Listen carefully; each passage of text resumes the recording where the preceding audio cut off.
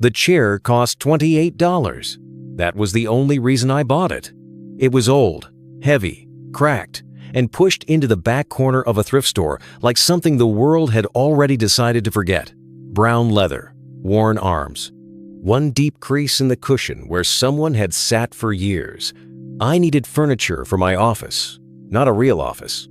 Just a small room in the back of a community center where foster kids came after school, where the heat barely worked in winter, and where the carpet had survived more spilled juice than any carpet should. I was 29 years old. I had just started working at a program called Second Door, helping teenagers who were about to age out of foster care. I had no budget, no assistant, no matching furniture, so when I saw the chair, I thought, it will do. The man at the thrift store helped me load it into my car. As he pushed it through the rain, he said, "Funny thing about this one, it sat in storage for years. Family kept paying, then stopped. We bought the whole unit." I asked if he knew who it belonged to. He shrugged. "Old man, I think. Nursing home stuff. Happens all the time." Then he closed the trunk, and that was the first time I heard it. A small sound inside the chair. Not loud, not broken, just a soft shift, like paper moving where paper should not be. I ignored it. Most people ignore the first sign that something wants to be found. The next morning, a 16-year-old boy named Marcus sat in the chair during his appointment. Marcus was angry in the way scared kids become angry when they are tired of being moved from place to place.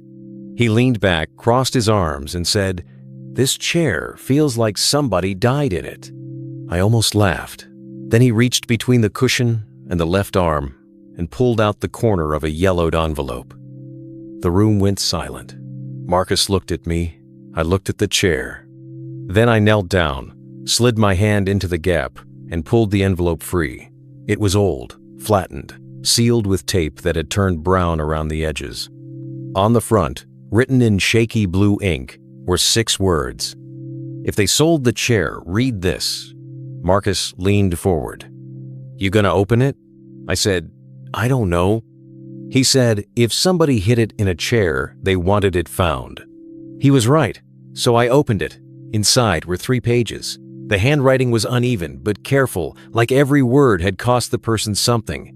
At the top, it said, "My name is Arthur Bell. If you found this, then my children sold my chair before they came back for me." I stopped reading, not because the words were dramatic, because they were too quiet. The kind of quiet that comes from someone who had already waited too long.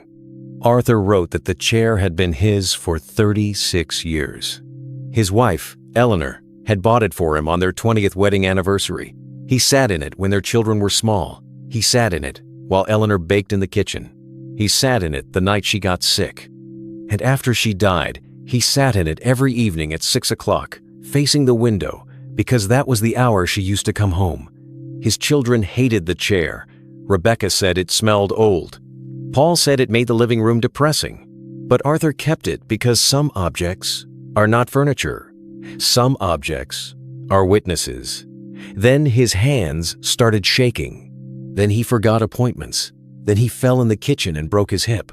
Rebecca and Paul told him the care center would be temporary, just a few weeks, just until he got stronger. They drove him to St. Agnes on a Monday morning. Arthur asked when they would bring his chair. Paul said, "Dad, let's not make this harder." That was the last full sentence his son said before he left. For the first month, Arthur waited. Every elevator door made him turn his head. Every voice in the hallway made him sit a little straighter. Rebecca came once. She brought socks he did not need and checked her phone the whole time. Paul called twice. Both calls lasted less than 3 minutes. By the 3rd month, Arthur found out they had sold the house. Not because they told him, because a nurse accidentally mentioned that a new family had moved in. Arthur wrote, "No one forgets you all at once. They forget you in small, polite pieces. First, they stop asking what you want. Then they stop bringing what you need. Then they stop saying home, because the word makes everyone uncomfortable. And then one day, everything that proves you belong somewhere is gone." I sat in my office with that letter in my hands, unable to move. I had read hundreds of case files. Children removed. Parents missing, relatives unreachable, belongings carried in trash bags. But I had never thought about old age as another kind of foster care, a place where people wait for someone to claim them. Then Arthur wrote about a girl, not his daughter, not his granddaughter, a little girl from the neighborhood reading program. She came every Tuesday afternoon with a yellow backpack and 2 missing front teeth. She read badly at first, too fast, skipping words, guessing instead of trying. Arthur never corrected her harshly. He would tap the page and say, "Try that one again, Miss Emma." My hands went cold. Miss Emma. I read the line again, then again. My name is Emma Clark now.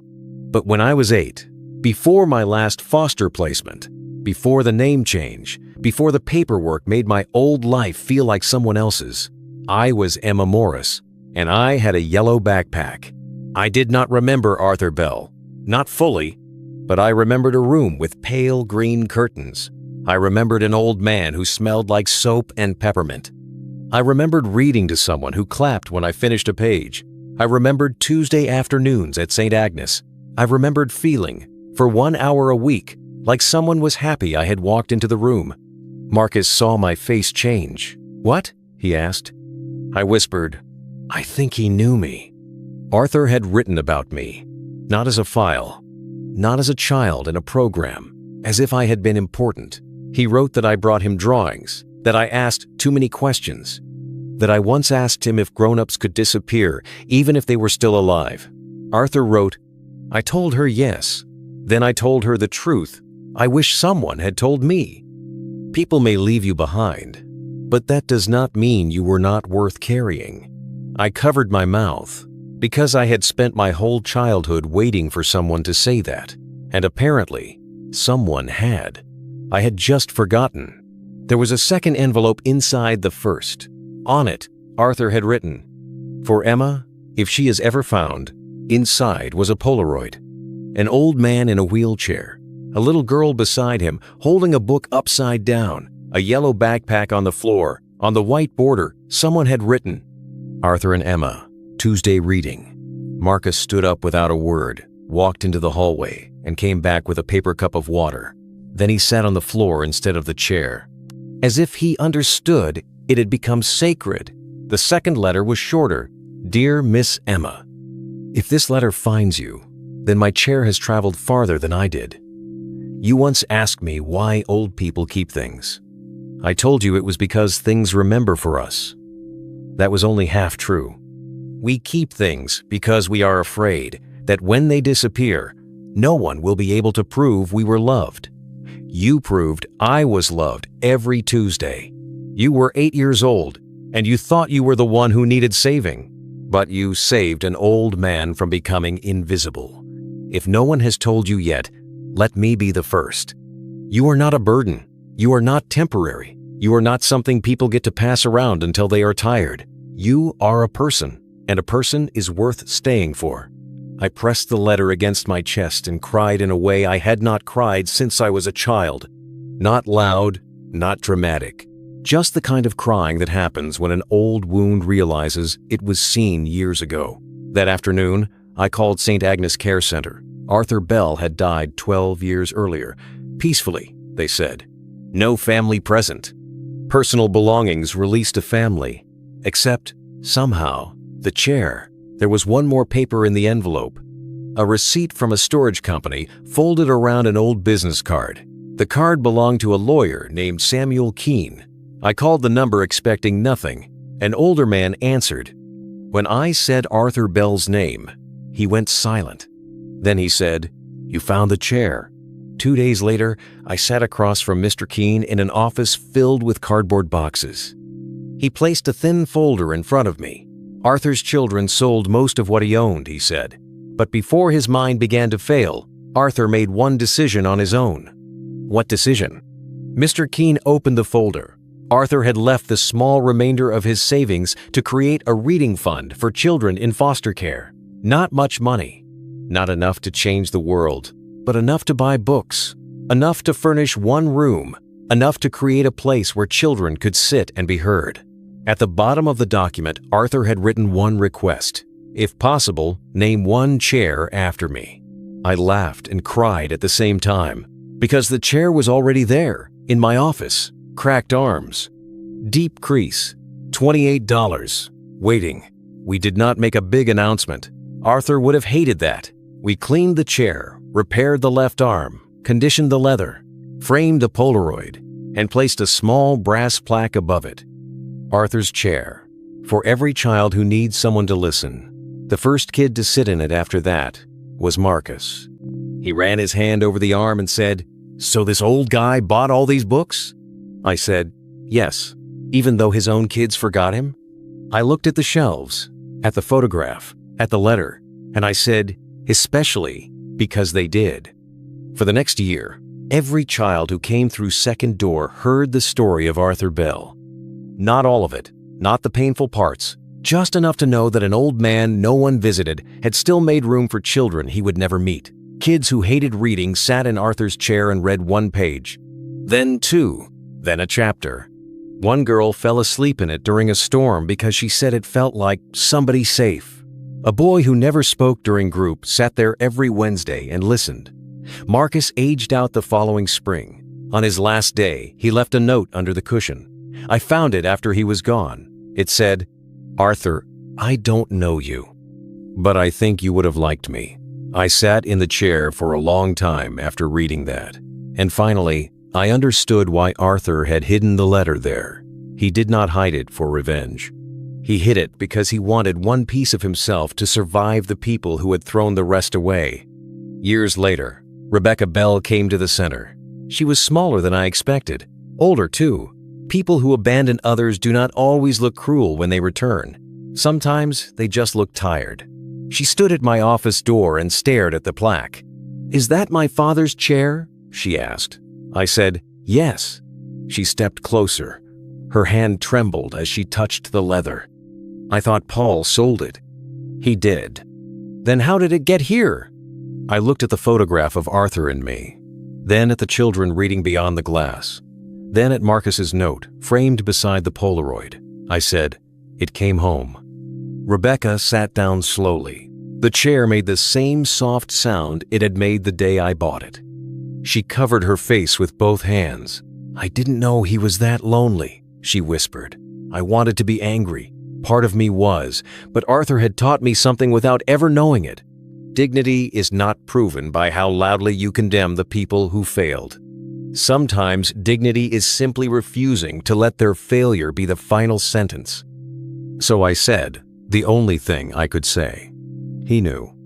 Rebecca cried harder. He knew, and he still did this? I looked at the children, at the books, at the chair that had been sold, stored, abandoned, found, opened, and finally remembered. "Yes," I said, "he knew, and he still made room." Rebecca stayed for almost an hour. Before she left, she asked if she could write something. I gave her a piece of paper. She folded it carefully and placed it under the cushion. After she walked out, I waited a long time before reading it. It said, "Dad, I sold your chair because I did not want to remember what I had become. I am sorry you remembered love better than I did." I placed her note beside Marcus's, not because it fixed anything. Some things cannot be fixed by late words, but because Arthur's chair had become a place where forgotten people left proof they had been there. Today, the chair is still in our reading room. Children sit in it every week. Some read, some cry. Some say nothing. Some fall asleep because they have not felt safe in days. Above it, the plaque catches the afternoon light. Arthur's chair. For every child who needs someone to listen.